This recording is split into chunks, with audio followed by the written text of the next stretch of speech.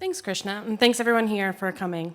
So today I'm going to talk about how the MITx biology team uses an iterative process that's informed by the research on learning to integrate our residential and our online offerings in biochemistry. So I'm going to focus on this process that we use to approach our digital learning projects. I'll be walking through this diagram throughout my talk in the context of our biochemistry project. And I'm going to detail the steps and considerations that primarily apply to the residential biochemistry course, the biochemistry MOOC, and those that apply to both.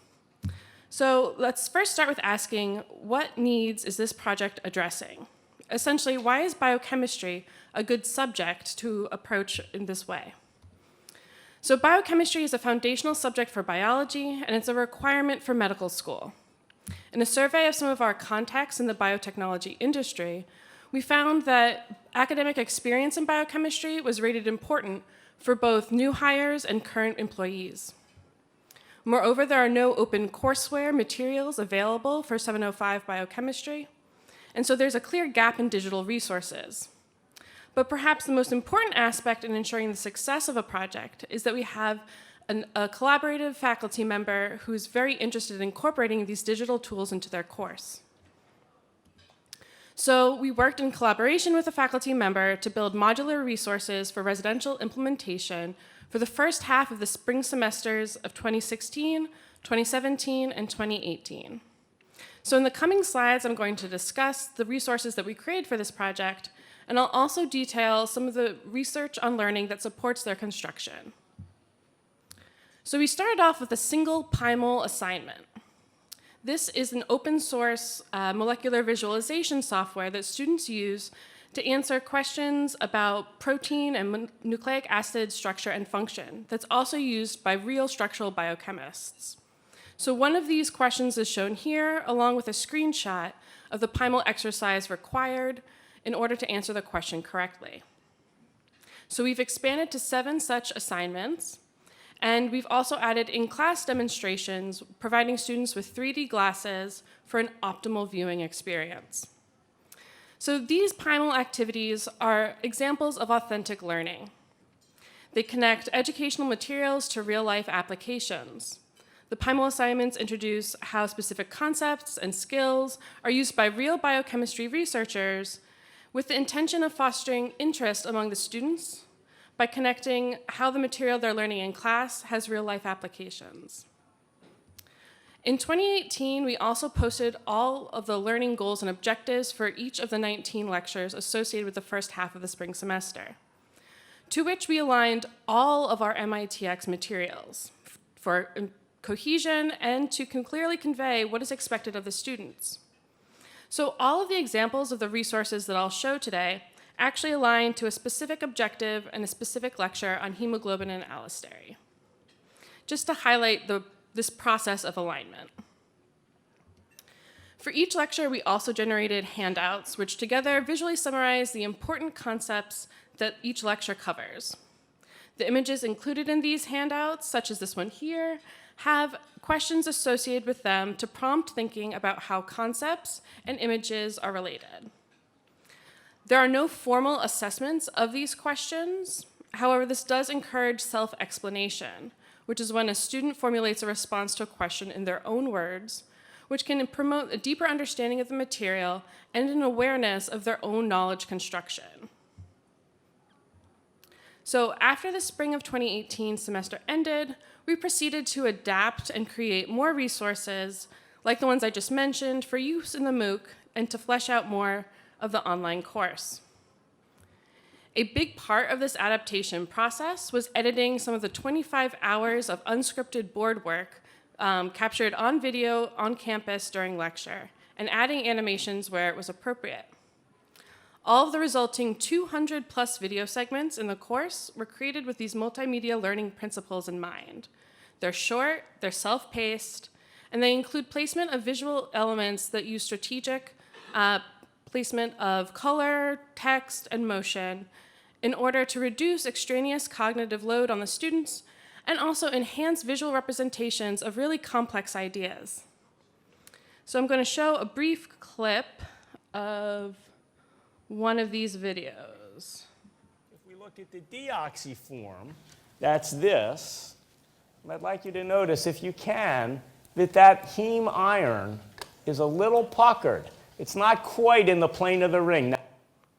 So these videos are really central to the MOOC, and then they were released as supplementary material for the biochemistry students at MIT following each lecture in the spring of 2019.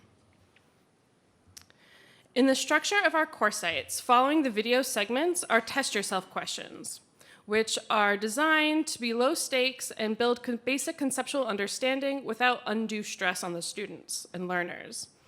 These test yourself questions have immediate feedback that grade without delay, and by receiving feedback on the correctness of a submission immediately, shown here by the green check, students and learners can improve their efforts.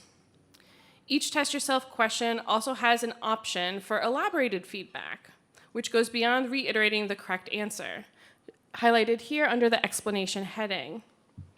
Specific and detailed feedback associated with assessments is also shown to improve achievement in students. So it was important for our team to include options to give elaborated feedback, to learn more about the correct answer, around why other answers are incorrect, and to detail the steps required to solve specific questions. We also developed problem sets which have a narrative structure. This approach really takes advantage of the great appeal of storytelling, with students and learners playing a part in a central cast of characters who are connected in a larger narrative about taking biochemistry and engaging in research opportunities at MIT.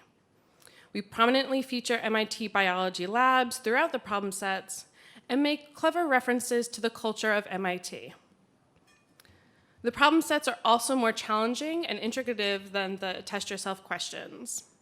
We use Bloom's taxonomy, which is represented here, as a way of classifying the skills and objectives tested by each of our assessments.